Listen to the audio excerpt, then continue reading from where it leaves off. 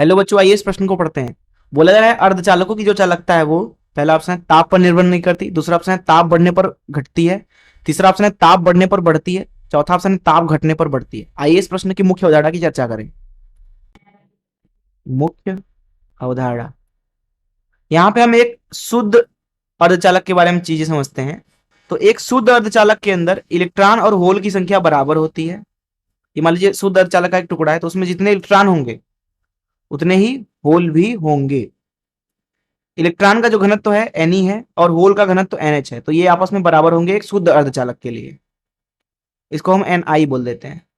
तो किसी T तापमान पर जो यहाँ पे Ni है, अर्थात इलेक्ट्रॉन या फिर होल का घनत्व, संख्या घनत्व, वो है n0, एक जो कि एक नियतांक है, गुणे e की घात ऋण Eg ऊर्जा अंतराल होता है, नियतांक है दिए गए अर्धचालक के लिए, लगभग भागे 2 kb नियतांक है, गुणे T। तो यहां पे आप देख सकते हैं कि जिस तरीके से आप तापमान बढ़ाते हैं, जो आवेश वाहक है उनकी संख्या बढ़ेगी, अर्थात इलेक्ट्रॉन या फिर होल का जो घनत्व है वो बढ़ेगा, अर्थात आवेश वाहकों की संख्या बढ़ रही है। अब जितना ज्यादा आवेश वाहक हैं उतना ही कम प्रतिरोध होगा, अर्थात जो प्रतिरोध है वो घटेगा।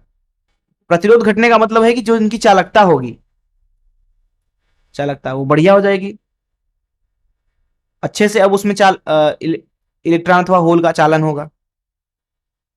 तो अगर इस मुख्य धारा से इस प्रश्न को हल करें, तो प्रश्न में बोला गया है कि अर्धचालक की जो चालकता होती है वो ताप पर निर्भर नहीं करती, ताप बढ़ने पर घटती है, नहीं, ताप बढ़ने पर बढ़ती है।